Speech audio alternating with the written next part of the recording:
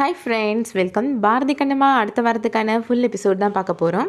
அதுக்கு முன்னாடி நம்ம சேனலை இதான் ஃபர்ஸ்ட் டைம் பார்க்குறீங்க அப்படின்னா சேனலுக்கு சப்ஸ்கிரைப் பண்ணிவிட்டு பெல்லைக்கான கிளிக் பண்ணிக்கோங்க. கண்ணம்மா, ஹேமா, லக்ஷ்மி 3 பேரும் சேர்ந்து எடுத்த ஃபோட்டோஸ் இப்போ ஃப்ரேம் போட்டு வந்துடுது. அது ரொம்ப சந்தோஷமாக அவங்க வீட்டு வாலில் மாட்டி வைக்கிறாங்க. கண்ணம்மாவும் பாரதியும் ஒரு ஆட்டோவை தூக்கி பிடிச்சி நின்றுட்டுருக்குறாங்க. அந்த ஆட்டோ டிரைவர் அந்த ஆட்டோவோட வீலை சேஞ்ச் பண்ணிகிட்ருக்கிறாரு. கண்ணம்மாவும் பாரதியும் இவ்வளோ க்ளோஸாக நிற்கிறத பார்த்த வெண்பா ரொம்ப டென்ஷன் ஆகி காரை நிப்பாட்டிடுறாங்க. அப்போ அந்த வழியாக துளசியும் வராங்க. துளசி கண்ணம்மாவும் பாரதியும் சேர்ந்து நிற்கிறத பார்த்து ரொம்ப சந்தோஷப்படுறாங்க. துளசி வெண்பா கிட்டக்க சொல்கிறாங்க, கண்ணம்மாவும் பாரதியும் சீக்கிரமாக வாழ்க்கையிலையும் ஒன்று சேரதான் போகிறாங்க, அதை நீ கண்டிப்பாக பார்க்க தான் போகிற அப்படின்னு சொல்லிட்டு போகிறாங்க. அடுத்ததாக கண்ணம்மா வீட்டில் நடக்கிறத காமிக்கிறாங்க. கண்ணம்மாவோட சித்தி கண்ணம்மாவை பார்க்குறதுக்காக வராங்க.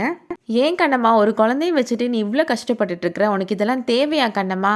எப்படி நீ உன் புருஷனை விட்டு பிரிஞ்சு தான் இருக்கிற, அதுக்கு பேசாமல் அவரை டைவர்ஸ் பண்ணிட்டேன்னா உனக்கு ஜீவனாம்சன்ற பேரில் கோடிக்கணக்காக காசு வரும், அதை நீ பேங்க்கில் போட்டு வச்சுட்டு நிம்மதியாக இருக்கலாம்ல கண்ணம்மா அப்படின்னு சொல்லி சொல்கிறாங்க. திடீர்னு வந்து எதுக்காக என்கிட்டக்க இப்படிலாம் பேசுகிறீங்க, உங்ககிட்ட இப்படிலாம் யார் பேச சொன்னது அப்படின்னு சொல்லிட்டு கண்ணம்மா கேட்குறாங்க.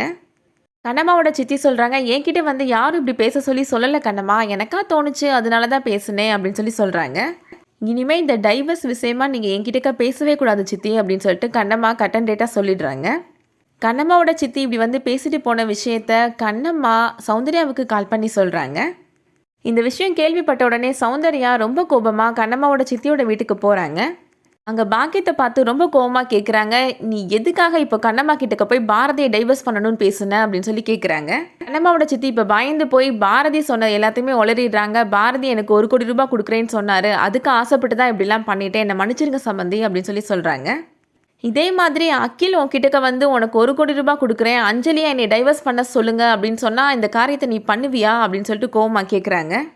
இனிமேல் கண்ணம்மாவை பார்த்து பாரதியை டைவர்ஸ் பண்ணு அப்படின்னு ஏதாவது நீ பேசுன அப்படின்னு எனக்கு தெரிய வந்துச்சுன்னா நான் உன்னைய சும்மாவே விட மாட்டேன் அப்படின்னு மிரட்டிட்டு போகிறாங்க சௌந்தர்யா. அடுத்ததாக ஹேமாவோட ஸ்கூலை காமிக்கிறாங்க. ஹேமாவுக்கு பாரதி லஞ்ச் கொண்டு வந்திருக்காரு. அதே மாதிரி லக்ஷ்மிக்கு கண்ணம்மா லஞ்ச் கொண்டு வந்திருக்காங்க. ஹேமா பாப்பா இப்போது பாரதி கிட்டக்க சொல்கிறாங்க, நீங்கள் ஏன் டாடி சமையலம்மா செஞ்சு கொடுத்த லஞ்சை என்னை சாப்பிடக்கூடாதுன்னு சொல்லிட்டீங்க, அவங்க எவ்வளோ டேஸ்ட்டாக சமைப்பாங்க தெரியுமா அப்படின்னு சொல்லி சொல்கிறாங்க.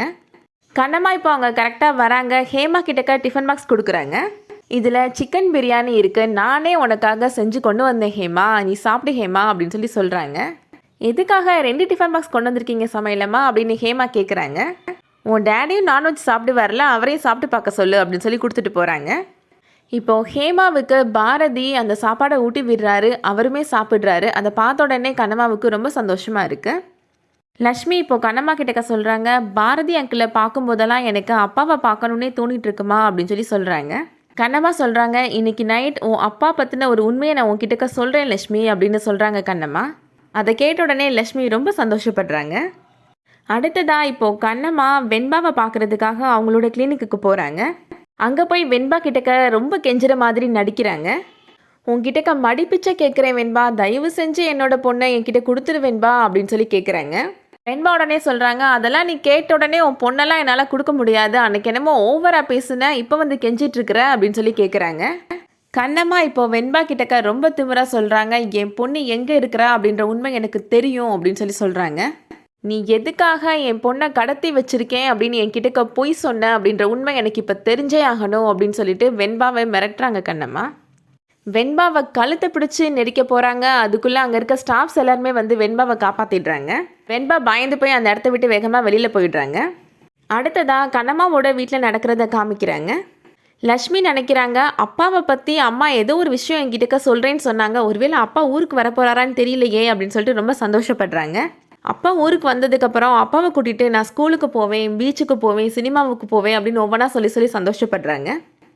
இப்போ கண்ணம்மா அங்கே வந்த உடனே லக்ஷ்மி ரொம்ப ஆர்வமாக கேட்குறாங்க, அப்பாவை பற்றி என் கிட்டக்க சொல்கிறேன்னு சொன்னேன்லம்மா, சொல்லுமா அப்படின்னு சொல்லி கேட்குறாங்க. உன்னோட அப்பாவோட பேர் அப்படின்னு சொல்லி கண்ணம்மா சொல்ல வராங்க. எனக்கு தெரியுமேம்மா, அப்பாவோட பேர் பாரதி அப்படின்னு சொல்லி சொல்கிறாங்க. அன்னைக்கு ஸ்கூல் ஃபார்ம் ஃபில் பண்ணும்போது நீ தானம்மா என் கிட்டக்க சொன்ன அப்படின்னு லக்ஷ்மி சொல்கிறாங்க. அப்பா பற்றின விஷயம் ஏதோ என் கிட்டக்க சொல்கிறேன்னு சொன்னேன்லம்மா, சொல்லுமா அப்படின்னு சொல்லிட்டு ரொம்ப ஆர்வமாக கேட்குறாங்க லக்ஷ்மி. கண்ணம்மா அழுதுகிட்டே சொல்ல ஆரம்பிக்கிறாங்க. அதோட இந்த எபிசோட் முடியுது. கண்ணம்மா லக்ஷ்மி கிட்டக்க என்ன சொல்ல போகிறாங்க அப்படின்றத வெயிட் பண்ணி பார்க்கலாம். இந்த வீடியோ உங்களுக்கு பிடிச்சிருந்துச்சுன்னா லைக் பண்ணிக்கோங்க. அடுத்தடுத்த சீரியல் அப்டேட்ஸ் வேணும்னா நம்ம சேனலுக்கு சப்ஸ்கிரைப் பண்ணிக்கோங்க. தேங்க்ஸ் ஃபார் வாட்சிங்.